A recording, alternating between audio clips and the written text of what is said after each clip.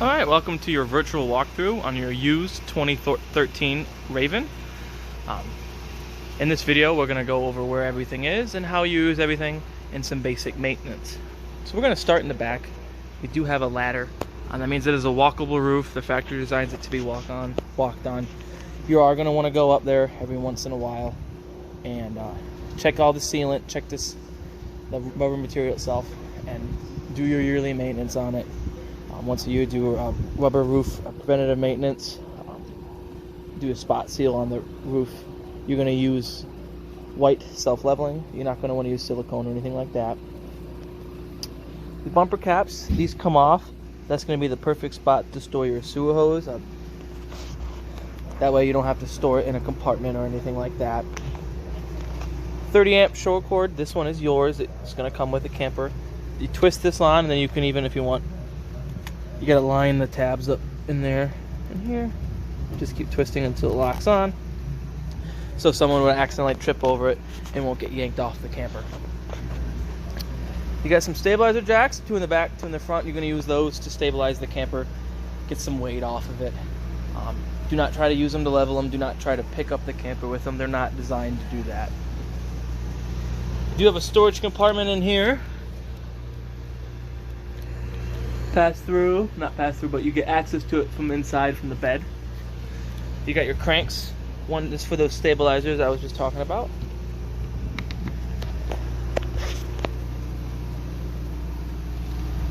Over here, you have an outdoor shower. You guys will get a key that'll let you open this. You'll have a hot and cold, and the shower head is removable. I wouldn't recommend taking showers out there. You know, you got neighbors, you've got the campground neighbors, but it's good for pots, pans. I use mine to do my dogs and whatnot. Fresh water fill, this is where you fill the onboard fresh tank. You only need to use that if you're gonna go somewhere without water. In that case, that's when you use your pump. If not, you don't need to use your pump. The drain for that, let's see if we can't locate that underneath here somewhere. And I wanna make sure you guys are educated and know where all your drains and whatnots are. Right there, a little petcock up there. That's how you're gonna drain it. I recommend draining it after every trip. So if you did end up filling it all the way and you only use half of it, drain it so it doesn't sit and become stagnant. Top one is a city water, so you hook your hose up to that. You'll be able to run everything up to city water pressure. You won't need to use a pump in that if that were the case. The bottom is a black tank flush.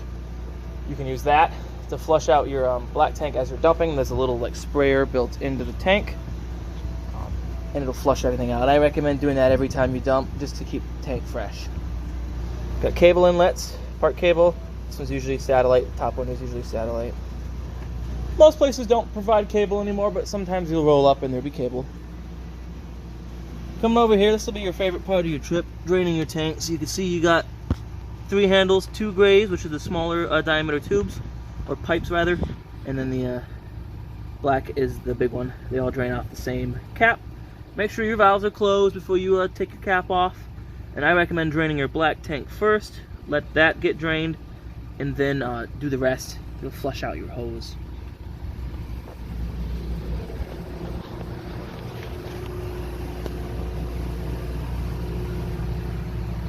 Slide seals, every once in a while, you are going to want to inspect them. Make sure they are soft and pliable still.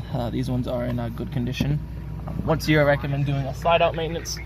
It's very easy to do on these. All you have to do is... Sorry about that. Back to what I was saying. Once a year, I recommend doing slide out maintenance. For a slide out like this, it entails purchasing some slide out seal conditioner. It's like a silicone spray with some... it's like a foamy spray. Got a little bit of silicone in it. Clean them. I use a wet rag, get the dirt off of it. Spray it on there, wipe it off. Get the back sides of it. You kind of want to rub it in there. Don't use anything like Armor All. It kind of eats away at them. Kind of gets them gummy. And then you're going to want to use slide out dry lube on those rails. So there's one on each side. Get it on the teeth and the gears that are up in there. Get a little front window. You use these little wing nuts to tighten it, to keep it open. Then you loosen them to close it, and then you do have latches. Battery, it's a Group 24 RV marine grade battery. In the winter, I recommend taking the battery out so it doesn't sit out in the cold.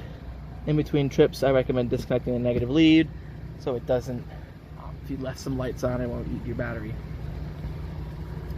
Propane tanks, dual 30-pounders, they are filled.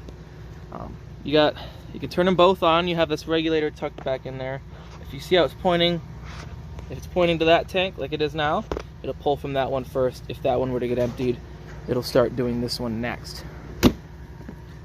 Sorry about the crazy viewpoint. Power tongue jack. The light tell you that beats hand cranking them every day of the week.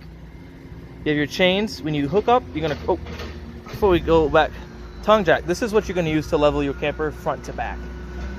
You're not gonna use those stabilizers. You can bend them. You can get it level front to back. Previous owners installed these bubble levels, so this one, and then you got one for side to side. So as you back in, if you determine one side is lower than the other, you'd back your tires under some blocks or something to balance it out left to right. Then you'll use a tongue jack to level it front to back. Then you'll run down your stabilizers, get the shake and shimmy out of everything. Chains, when you hook up, cross them. 7-way allows your trailer's lights, turn signals, and brakes to work. Breakaway, that'll get hooked up to the truck. And there's a little pin in here, tucked back in there, and a plastic thing. Can't really see it right there. If that pin gets pulled out of there, it activates the trailer brakes. Got your water heater here. This one has quite a large water heater. This one's a 10-gallon water heater. Normally they come with 6. Super easy to use. This is your plug. It's all unplugged now. You have to put your plug in there. 15/16 the socket size. Put it in there. Snug it down. Don't over tighten it. Excuse me. Once you have the plug in, as soon as you hook up, we're not going to leave it in. We're not going to put it in for you guys. Once you have it plug in, you get hooked up water. It's going to start filling automatically. Then you'll be able to turn it on and off from the inside. Clean it often. I use compressed air if you got that, or one of them cans of the computer dusters work too. Blow everything out here. Keep in mind, if you're going to use something aggressive like an air compressor, it will push it out here, and you'll get soot in your eyes if you're standing in front of it. So just step to the side. I recommend draining it after every trip and before the winter. Before you drain it, you're going to shut off your water, open up your pressure relief here. Water will come out if the tank's been pressurized. Snap it closed once all the water or air comes out, and then you'll be able to take your plug out. If you neglect to do the plug pressure relief first and just go for the plug, it's going to relieve all that pressure out there, and you're not going to have a good time. You're going to get a bath. Outdoor power, GFCI protected.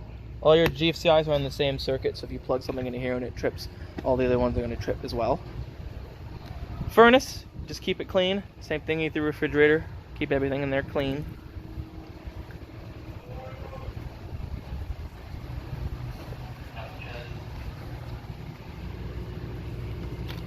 And then storage compartment in the rear. Access to it from the inside. Alright, we'll go on in. We'll start in the front in the kitchen area and just kind of work our way to the back. So you got plenty of cabinet space in here. Another outlet here, another outlet here. All 3 of these are GFCI outlets because they're so close to a water source. Cooktop, this folds up. This will kind of act as a backsplash. You can leave it up like that, so if you're cooking something greasy or with oil, it doesn't splash everywhere. To light it, you just turn to light, and then you'll twist the sparker to light them up. Your oven's a bit different. If you look in here, there's there is a pilot. So you'll turn this, it's a pilot, push and hold. As you're pushing and holding, you need to get like a long barbecue lighter in there. Light that pilot. Once it's lit, hold it down for a few seconds to get that thermocouple to warm up. Then you can turn it to whatever temperature you want. Then you're good to go. If you're going to turn it off, and let's say using it at lunch, you want to use it at dinner, if you turn it off, the pilot shuts the burner off, but it leaves the pilot lit, so you won't have to relight it. If you're going to leave your trailer unattended, or if you're going to go to bed, please do not leave your pilot lit. Fantastic vent control for a vent here, so you have raise and lower the vent. Microwave works like a standard microwave. If it's not plugged, the camper's not plugged in, the microwave's not going to work. Your light and a fan for here. Monitoring panel, so you can turn on your water pump from here, your water heater on gas, and then your water heater on electric. You can run both if you want. If you are going to run your water heater on electric, please make sure that you have water in the water heater. Best way to check is just make sure you have water coming out of the hot side of your faucets. If not, you're running it with no water in it, you burn out the heating element pretty quickly. You got a monitoring panel here. You can read battery voltage, fresh, black, gray, all the tanks there. It's pretty self-explanatory. Battery voltage it's a pretty good indicator. It'll always read full on this if the camper's plugged in. I could take the battery out of it now, it would still read full. But if it's reading like a third and you're not plugged in, you know your battery's starting to die. Refrigerator, very simple. These ones are nice because they have a temperature adjusting. But you have on, which is now, off. Then you have auto. Yep, and you can cycle through auto and gas. So we'll leave it on auto. It's on AC. It's telling me it's on AC. And then you can change the temperature here. Autos, recommend leaving it on there. If your camper's plugged in, someone unplugs it accidentally or you lose power, 120, this will switch automatically to gas and run off of gas. Regardless, gas or electric, it is going to take about 8 to 9 hours to get to operating temperature. That's just because it does not work like a traditional traditional refrigerator does. Dinette table here. This couch here, I believe, turns into a bed. Yep, pull out. It's going to be very difficult to do one-handed by myself. But you pull it out. You got a drawer underneath there too for storage, extra blankets for your guests and whatnot. Light switch controls these two lights here. These are the ones you can just control by the switch there, same as those ones there. Controls for your awning, so that turns on power for your awning, and this is going to allow you to actually run the awning in and out.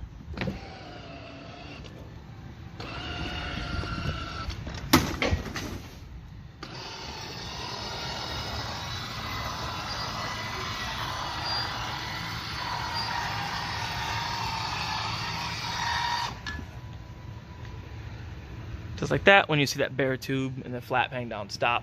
You can have it out when it's windy. You can even use those to adjust, pull it down, tighten the knob. Use your best judgment as far as heavy gusts of winds and miles per hour. It's a sail. A good gust of wind can rip it clean off, cause some damage to the side of your camper too. If you had to roll it in a storm and you happen to roll it in wet, if it's sunny the next day or gets sunny later that day, roll it back out to let it dry off so it's not holding all that moisture. TV here, radio, got all your remotes down in here. The radio also doubles as a DVD player, so you pop a DVD in there. You got speaker zones inside and out. You go mode, so AM, FM, do your channels through here, volume through here. Very simple to use. Everything is nice and bright. Some of these new radios have really tiny buttons, really hard to read. Thermostat, so you got modes. So your fan mode, what you want, auto, high or low. Recommend auto, it's going to allow the compressor to cycle on and off so the AC won't continue to run. Then you hit it, you want what mode? Cool. You can change your temperatures here. Tap it one more time, you got furnace. Tap it once, you're off again. Furnace goes to 90, which it will be, the furnace is enough to get it 90 degrees in here. The AC probably won't ever get it 55 in here unless it's getting already close to 55 outside. Antenna. So that's how you're going to crank it up. You're going to crank it all the way up. You'll feel it stop. And then you pull down this and rotate to try to tune in a good signal. Before you lower it, make sure these two little triangles are lined up because there's a little V-shaped cradle on the roof that helps line it up so the antenna is facing the right way when you lower it. Got a smoke alarm there. Carbon monoxide LP alarm there. If you want to hog all the AC, you can open this and it'll all dump it out here. If not, when you close it, it'll just come out of all the vents. Plenty of storage here. Vanity here. This has your main GFI, so if any of them trip, this is the one you reset it on. Bathroom. Have a vent with a fan in it. Shower door, you slide this, push it in to lock it. Little skylight. I think they put these to give taller people room to stand, but this one is already pretty tall as is. Toilet, your foot pedals on the side, that's what flushes it. If you just push down a little bit, it'll add water but won't flush it. If you go all the way, it'll put water and flush it. I always like to add a little water into it and then flush it and then add some more after. Do not use any regular toilet paper. Use RV Marine toilet paper, and don't use antibacterial soaps if you think it's starting to smell. You want some bacteria in there to help break down the waste. Otherwise, everything remains solid and it starts drying out, and then you have a real bad smell on your hands. It's almost impossible to really clean. So if you do your flush every time you dump, if you dump every time you camp, never just leave it dump when it's full. They make pods and powders and stuff you can add. If you add one of those before you start using it, add some water in there. That should help with the smell. So that's your toilet. You got your light switch in here for that. Bed. See, the storage under the bed, that's what got you into that little compartment. Plenty of storage in here, there, and there. This thing is just chock full of storage. Spot to hang a TV in here. Previous owners left their mount. These mounts are pretty common if you buy a TV mount similar to this. You can probably just unbolt it, put it on, mount it to your TV, hang one up. You got your cable outlet for it in here too, and then your power outlet for it as well. Regular outlets down here, light switch from here. Seeing this, I didn't fail to mention the other controls for the front slide out. We'll show you in a bit. Slide out power, just like that awning is. Turn it on to give power to your slide out. That's what's going to power this slide out. Yes, storage under the bed. It is flat, so what you put in there will move with it. You don't have to worry about anything moving around. You do have another vent in here. It is not a fan, it's just a vent. Try to think of anything I could have forgotten. Come through here. Let's show you the other. This is for that slide out. So just like I was saying, slide out power. Switches here. Left one. Oh, what does the left one do? Oh, exterior lights. You got scare lights on the outside, right there. This one does the other side, and then this one just does the main lights. You do have. Let's see. Oh, sorry. Looking for. Alright, a few more tips and things before we can conclude our walkthrough. We covered a little bit of the safety equipment. You got a fire extinguisher there, carbon monoxide and CO2 alarm, and then smoke alarm. That alarm is hardwired to the 12-volt system, so there isn't any batteries you have to worry about changing. Excuse me. If it starts chirping at you, not quite alarming, that's a good indicator that your battery, the one I was showing you up front, is dying. You might need to plug it in, camper in to get it charged. If there's an actual alarm, beep, beep, beep, call me, leave your camper. I recommend turning off your gas, leaving it open, maybe letting it air out, and then coming in and investigate. If it's something you can't figure out right away, definitely bring it in. Propane lines, sometimes they're just hard to pinpoint a leak. The most common, if anyone says it's beeping, which usually it's the low battery, is people didn't turn this off all the way, or someone was standing up against it and brushed it on. But there's that. And then the sliding door has a latch too. Make sure you latch that as far as safety, so it's not sliding around when you're going out driving everywhere.